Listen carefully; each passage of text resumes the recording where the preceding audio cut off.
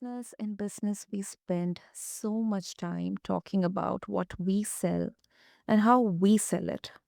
But rarely do we stop to ask ourselves where we actually stand in the market.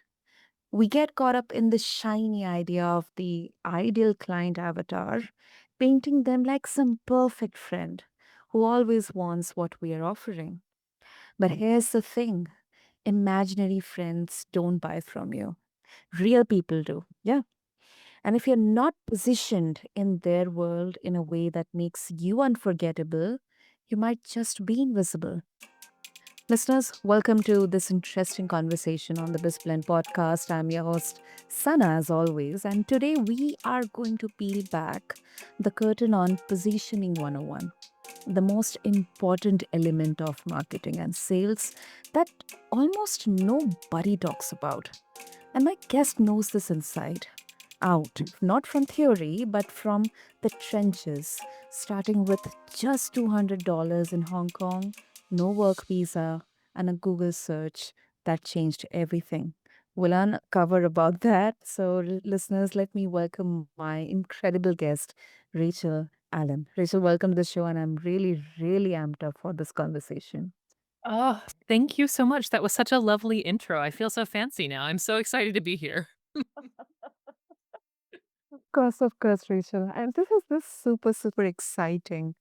Um, okay, Rachel, I know that there's a specific topic that we're going to talk about, but something in the intro really, really interested me, and I believe it will also pique the interest of our listeners as well. You started with just $200 in Hong Kong. You had no work visa, and then a Google search. I mean, if you can throw some light on that, we would love to know. Sure.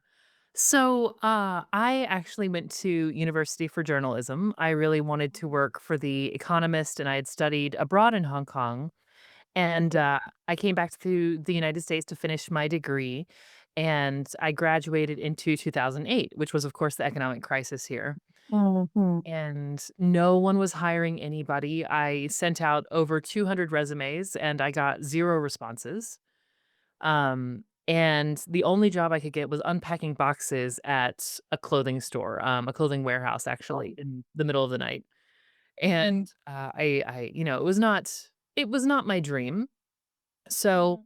in my 22-year-old brain, I thought, you know what? I bet if I move to the other side of the world, they'll have jobs. And they do, but as you said, you need a work visa, and I didn't think about that because I was 22 and, just didn't know. Okay. So, Yeah. I ended up, in Hong Kong with about $200 in my bank account, and I had to make rent. So I, started Googling how to make money online, which is absolutely ridiculous, but, again, 2008, so a little less ridiculous than it sounds. Yeah, exactly. Yeah. And, I found this freelance job for something called copywriting, which I had never ever heard of before, and I thought it had to be a scam, because I could not imagine that anybody would pay me to write because that's so fun for me and so natural.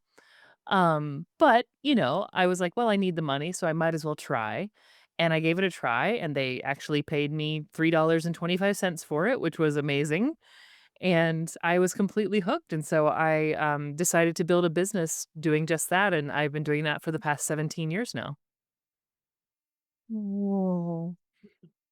You are a daredevil, Rachel, because in 22, oh my goodness, moving to a new city would was toughest for me. Moving to a new country and that too to a different continent. Yeah. Oh, wow. Yeah, But that's really, really, I mean, I it really sounds needed some. Uh-huh. Yeah, go ahead. Go ahead, it Rachel. sounds excellent in, retrospect, and it was mostly terrifying during, but it makes a really great story afterwards. Yeah, yeah, I agree with you. And you did this all alone. You figured it out completely on yourself. I did, Completely by yeah. yourself. Wow. Mm. Yeah, definitely. Yeah, I would love to explore that journey, more details in some other another podcast of ours. But let's get back to the topic here, Rachel. Okay, let's try to understand the myth of the client avatar. Now, this is very interesting. You say that you don't have a client avatar, you have an imaginary friend. So, can you break down what you mean by that and why this mindset can be dangerous for entrepreneurs? Yeah. So, I realized I was getting frustrated with my clients about 5 years in when they would give me what they Mhm. called their client avatar. And I would look at that, and it was usually like a piece of paper, maybe 1 or, maybe 3 pages if they just really got into it. And then I would look at their audience and see a large disconnect. And so I started asking them, like, where did you find this information? How did you come up with this? And mostly it was, well, I imagined who they would probably be in my head. And I'm like, okay, well, did you actually speak to anyone? No. And that's where I got the concept of, look, that's not a client avatar, that's an imaginary friend. And while that can be lovely, that is not going to help you with your sales because that comes completely from inside your own head. There's no real external information in it. So I ended up writing an ebook back in the day called "Kill Your Client Avatar," and people got very, very, sort of, thrown by it. Yeah, yeah. But that's my whole point that I was trying to make is, if I'm writing copy, it doesn't matter to me if this person is between the ages of 35 and 50 and they live in a suburb and they like a specific breakfast cereal. That tells me nothing about them. What I need to know Mhm.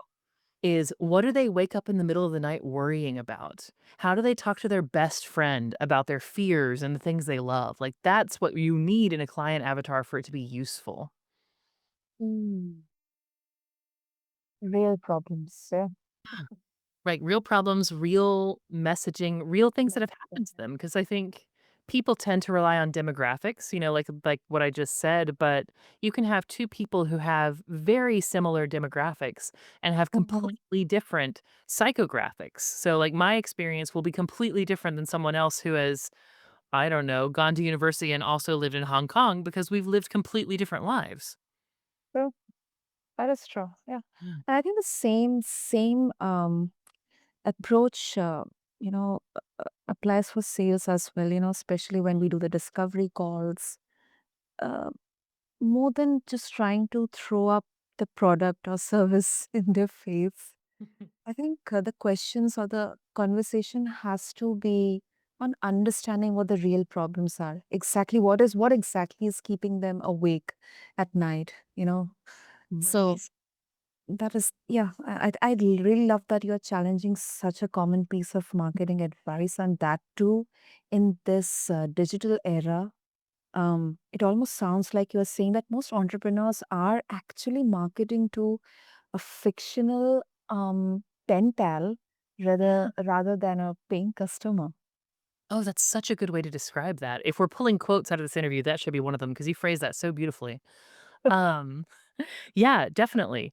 And I think that sometimes that happens to coincide with the people Mhm. they're selling to, but so often it doesn't. And I can often tell because they're using language that speaks to them, but not Mhm. to their customers. And I always pick on coaches, even though I love coaches and I have many clients who are coaches, but they'll say Mhm. things like, I help you become your most empowered self. And then what I say back to them, I say, look, has anyone in the history of forever ever woken up at 3 in the morning and thought, oh, if only I could become my most empowered self? Of course not. Well, it can be a bit, yes. Yeah. I now understand. And so let's talk about the kind of a solution here, or maybe the basic approach here. So, how should a business owner actually define their target market? Like, when we didn't have any kind of let's talk about the era before internet or computers. Um, uh, Surveys, door-to-door conversations, going out and talking to your maybe potentially ideal customers. I mean, what exactly the approach here, Rachel? Yeah. So, I mean, I think all of that you just said, I think if you are absolutely unable to contact anybody that you think might be in your target market, then to think about universal human motivations and sort of and go from there. So think about very baseline motivations. People want to feel safe, they want to feel loved, they want to feel like they belong, they want to feel like they are growing. But the best thing to do is really just if you can talk to even 5 people who might be your client avatar and do, a conversation of at least an hour with them, that will give you so much more than any kind of, even survey or anything because people often answer surveys aspirationally, like who they wish they were. But when you're Mhm. talking to these people, you can see their body language, you can, really have a human to human conversation with them, and importantly, you can hear how they talk about things. So Mhm. it requires humility, and, it can be vulnerable to ask a stranger like, "Hi, I might wanna sell you something. Could I talk to you about how you might feel about that?" It's a little weird. Yeah. But most people, are actually very gracious about it as long as you go in being clear that, like, "Hey, look, I'm not trying to sell you something on this call, but I just need to like, I wanna hear about what you care about." And, if you can have that kind of conversation, you will eventually start to see patterns and themes across them. And then the other thing I do recommend is if there's any kind of media that caters specifically to your kind of people. So, like, let's say you work with, I don't know, librarians. If there are magazines for them, or if there's Mhm. podcasts for them or something, if you can listen to those, you can kind of tap into the conversations they're having, which will give you so much more insight into their psychological state of being. That's golden, Rachel. Yeah. That's golden. But that is so obvious because it's available. Yet, because I come from a sales background, and I'll be very honest that this is something I also never did actually. Yeah. Yeah, maybe initially, but in all that hustle and bustle of achieving the targets and numbers, somewhere down the line, I and that's why exactly now, if I could recollect, there were so many discussions where I couldn't even connect in the first 7 or 10 minutes of the call because I actually never had the the I never took the effort to even understand what exactly do they care about. Right, right. And it may feel like it's something very different from whatever it is you're selling. And, it's possible that perhaps they do just care about different things and you're not a fit for them, which is also useful information. But a Yeah. lot of times, something that will seem very disconnected can actually connect directly to what you're doing. So, for instance, a lot of people that I work with, they feel like nobody understands them. And that Mm, could be, in their day-to-day life, that could be at their work.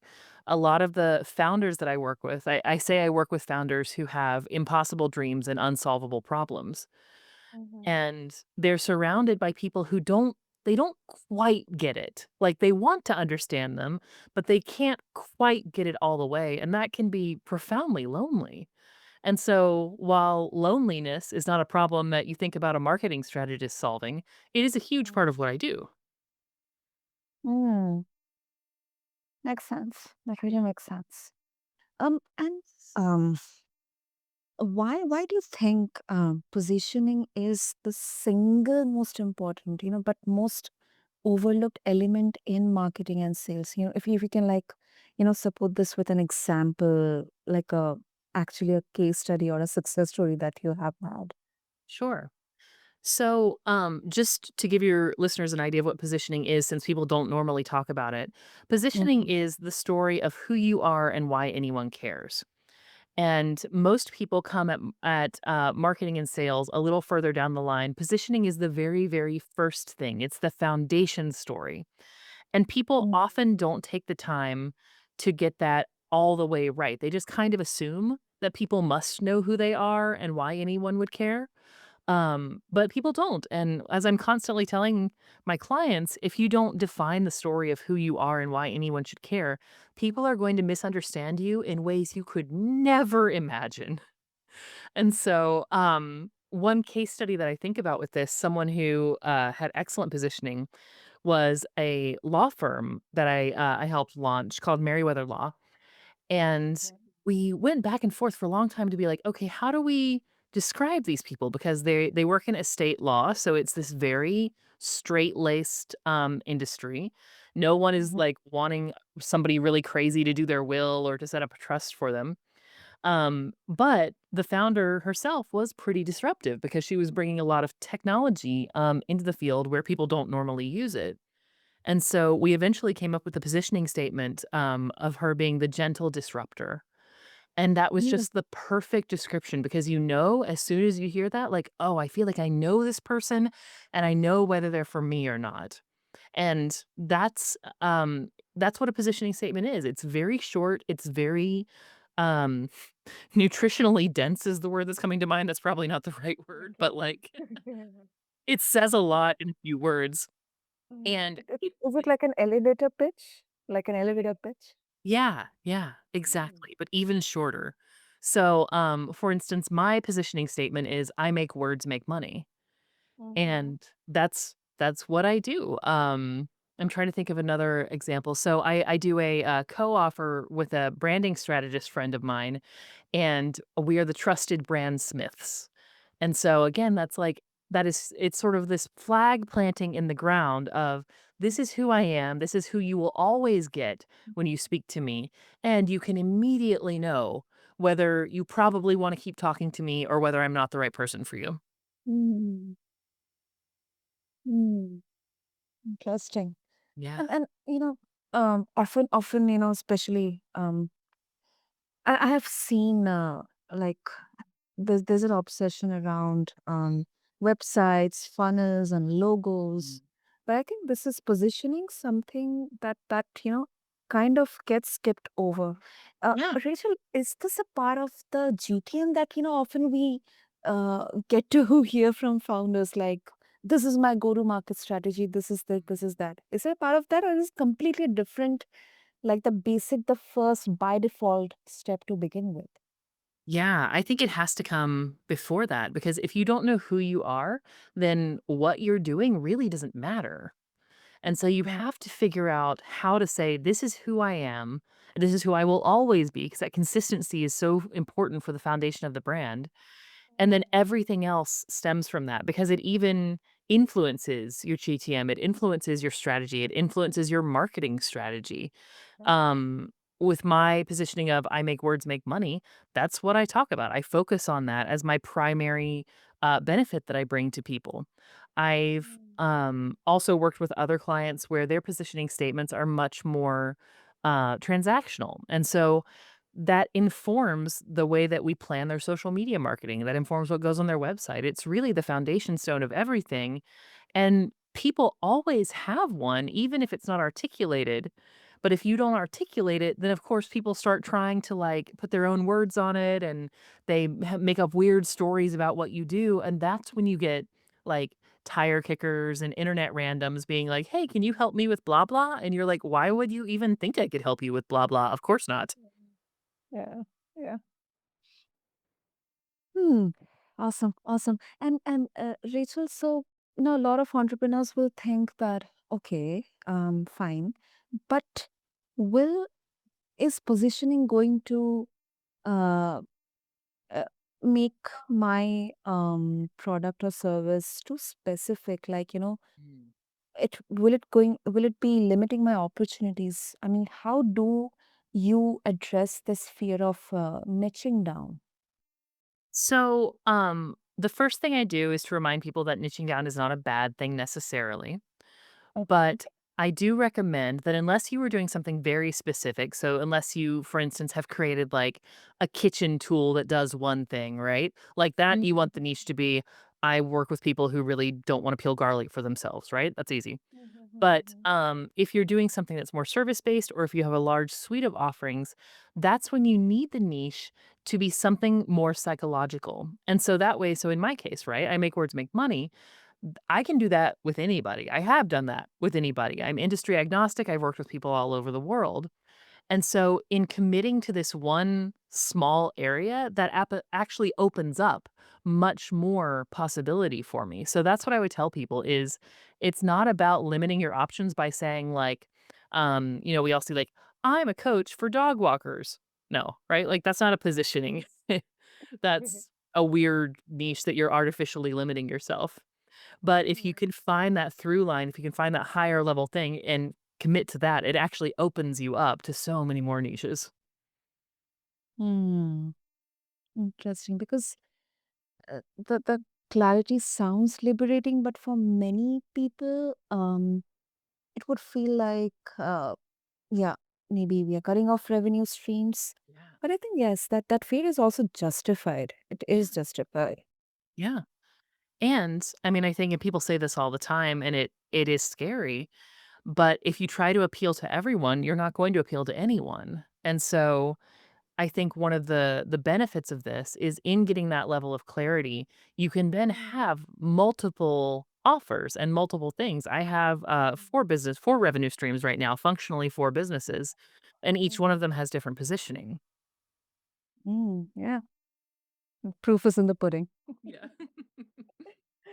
Uh, okay, and um, I just bring in a bit of nuance here, because we are living in an era of fast, rapid launches, Mm. then pivoting. Does just deep positioning slow that down too much, or can it coexist with a fast-moving business model? I think it actually can, and I so appreciate you asking that because I haven't really thought about articulating this before, but yeah, I think it Mm, can yeah. because it's not about, this is the only thing we do. It's about this is who we are, and then I may do many different things. So my own, to take myself for an example, I used to run an agency model, and then I decided I didn't enjoy that, and so I scaled back, and now I just do one-to-one with myself. And that Mm, doesn't change, I'm still the positioning's still the same, business is still the same. It's just something different that we're doing. Similarly, I have a service that I do for clients where I'll ghostwrite business books for them if they ask me. And I don't advertise that because I don't want to do it for everybody. But okay. that's definitely in line with, still with the positioning, and it's a completely different offer. So, looking back to, like, startups that I've worked with, businesses that are just starting out, businesses that maybe start and then they're like, "Oh, you know what? Actually, I hate this. Let's do something different." Unless you are just, like, way off with that identity in the beginning, it can absolutely coexist with different iterations of whatever it is you're doing. Wow, that's really cool, Rachel. I Really know, cool. it's really fun. Yeah, yeah, it is. It is. And um, hmm, have there been any exceptions, like in where positioning, or let me reframe this question, like, where, let's say the entrepreneur says that my product speaks for itself. I mean, it's like it's. I mean, I don't need to even position it. It will speak for Mm. itself. Has there been any cases that you have encountered? I mean, you can really hope that it will. And Okay. again, maybe if you have something that is just so specific. So I think about like in I keep going back to kitchen things. I have like a lemon squeezer in my kitchen because I like getting the juice out. And so it's like I can look at a lemon squeezer and be like, yeah, I don't need a whole lot of storytelling around that. I understand what that does. I understand who it's for. Um but I'm trying to think. I mean, I think anything that is even remotely service based, anything that's even like software as a service, yeah, I can't think of anything other than a product that is just so clearly designed for one thing that positioning wouldn't help. And even then, I mean, you just cannot underestimate how wildly people will misunderstand what it is you do. I constantly have people asking me if I do copyright law because copywriter sounds like copyright, like intellectual property, and I'm like, I no, I cannot assist you with that. I am not an attorney. So people will just not through no fault of their own wildly misunderstand you, and it's much better to have a clear story of this is who I am and this is why you care than to leave that up to chance. Mm, mm. And I also believe that even if, let's say, as you gave those examples, what I'm wondering is even if uh, at an Uber level, if we think about any category or industry where it's already like very specifically designed for a very specific purpose, Mhm. there will be competition. There will be a lot of companies, brands playing in there. Then Yeah. also you need some kind of positioning to at least, spread that awareness that yes, my product exists, my service exists in there. Oh, absolutely. I mean, I've worked with, like, for instance, engineering firms and, people who sell really just incredibly boring items. And even then, where they're never doing any marketing, it's completely B2B. They don't even have a website sometimes.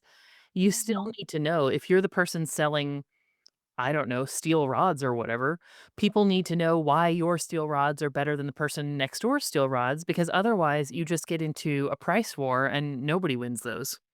Yeah, true. That is true. Superb, superb, Rachel. So if our listeners they would like to connect with you, what will be the easiest way?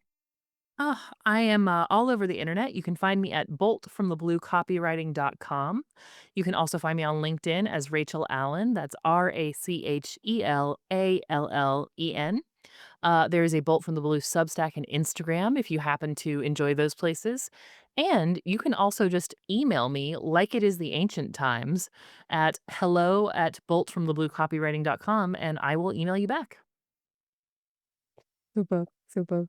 I'll have all the links and details in the show notes. And Rachel, what a conversation! Because uh, I believe on BizBlend, I don't even remember when I have had the last discussion on positioning. I mean, I've had conversations on storytelling, personal branding, branding in general. Yeah. So Yeah. I think this is something that is overlooked, but it is so, so crucial. It isn't just a marketing exercise, it is the way you tell the world who you are, why do you matter, and why your offer is the obvious one. So, thank you so much for bringing this into the limelight. Oh, thank you for letting me talk about one of my favorite things ever. This has been so much fun. Yeah. So, to all the listeners, let me just quickly summarize for all of you. So, the takeaway today is simple: stop building your brand around an imaginary friend and start anchoring it in the reality of the people you can truly help. That's where the clarity, confidence, and conversions live. With this, I conclude this episode of This Blend. To connect with Rachel, just refer to the show notes along with this episode on your favorite podcast platform. Until then, this is a host Sana signing off from This Blend. Thank you.